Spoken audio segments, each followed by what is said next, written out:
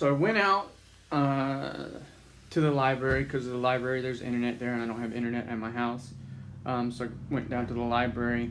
The intention was to go to the library and meet with my buddy Dave Court. We speak every Monday, Wednesday, and Friday.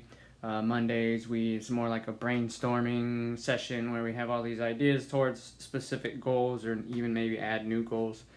Wednesday we kind of hash out like the goals that we've decided upon, and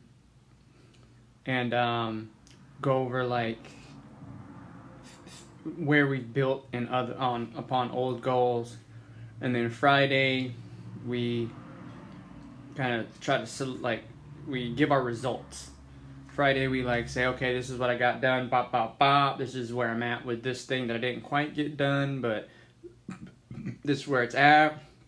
And then we give each other like, okay, Monday or over Saturday and Monday, these are the things I want you to think about. And we do that for each other. He's like, okay, this is what I would like you to think about, and I say, this is what I'd like you to think about. And then we go and we try to do that. Saturday, Sunday, I don't do anything like at all. Pretty much just rest. If I have some notes that pop in my head, or thinking about talking on Sundays now, to where I just sit around and talk with people, because that's what I did this Sunday. Just chilled and talked, and then it was really fun and relaxing. So today I went to go meet with him and or do our FaceTime meeting like we call, where I could see him and he can see me. And I was sitting down and as I was sitting down, he was actually calling. But at the same time that he was calling, I was sitting down and this elderly lady was being helped in, and they asked if I could make room for her. And so I did. I scooted over and I made room, and she says, "Oh, thank you." She's like, "You're the fifth angel I've met today." And she's like, "I can tell you're an angel." And I was like, "Oh, well, thank you. No worries." And they're like, "Oh, I'm sorry." I'm like, "No worries. Just have a seat." And we started talking about, I don't know, like something to do with like beautiful things or something like that. I don't even remember how we got there. But then she was like, "Oh, you know who's beautiful is Rudolph Valentino and Elvis," and she starts talking about Rudolph Valentino, this old silent movie actor, and Elvis. And Dave's calling and calling, but I'm like, I just tell him to hold on, right? Because I want to like kind of go with this and see what this is all about, And we shared Elvis songs, and I shared them with you guys, so you can like go and you can see the links, of the things we were looking at, and a lot of fun, especially like if you're gonna be in a play or you want to put on a show, like watching how people are moving around in the background and like interacting with Elvis or Rudolph Valentino, and like camera angles and gags, all these things is really neat. And we're jamming, and people are going by and saying things like, "Oh, good song," like some people are just trying to get about their day. Some people are even shaking their heads at us like, at the library making noise. We weren't inside the library technically. We were in like this little glass area where you can see outside, and you gotta go through there to get into there. And one lady stopped, and she's like, "Oh, you know what my favorite song is?" And it was something Kentucky. And so we played that and watched the video and listened to that, and just chilled out and enjoyed the music.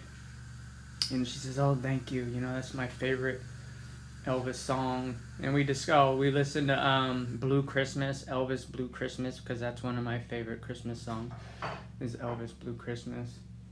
And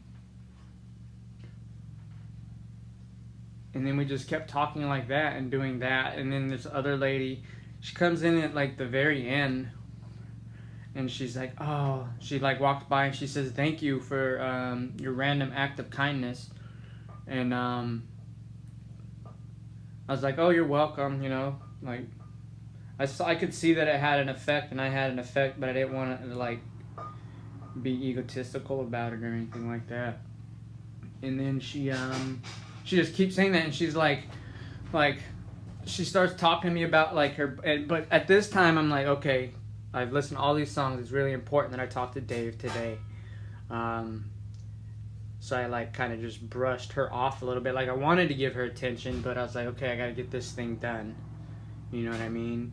And she's like trying to talk about like a book that she likes, like the new whoever wrote Clan of the Cave Bear, and I think we actually have that book here, or whoever writes these types of books, like People of the Wolf and People of the Cave. I think that's what she was getting at.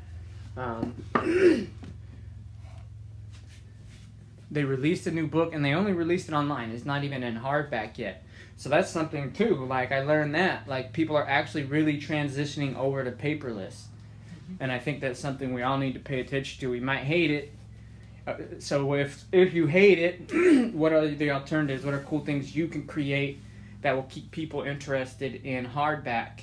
Or what are the alternatives within, like if you just have decided that you have to go computer, modern technology, what are the alternatives within that framework so you can still be artistic but kind of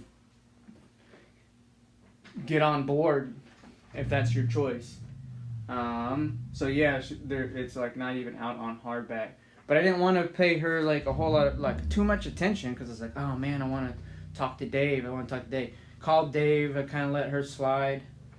Called Dave. She seemed kind of disappointed, but not really. She was just like, oh, whatever. Like, I'm in a good fucking mood, and I'm gonna go and be in a good mood over here. You know, even though the guy that gave me the good mood isn't, paying attention anymore. And that was really cool to see too, because I was like, and even now I'm still kind of like, man, I wish I would have paid her attention. So I think it's a practice and flow. Like Dave will see this video for sure. I emailed him or messaged him on Messenger and said, blah, these are the things we did, and he'll message me back. So next time, maybe instead of trying so hard to get back to him or kind of brushing her off, I'm going to talk to another person. Why not talk to two people in a row? And they really appreciate it. And you could see, like, after that, like, the energy within that little area changed. Like, everybody came through there. Even the ones when they were coming back out that went in grumpy, they came out a little more lighthearted. And that was really cool to see. So I encourage everybody to get out and do that. How do I stop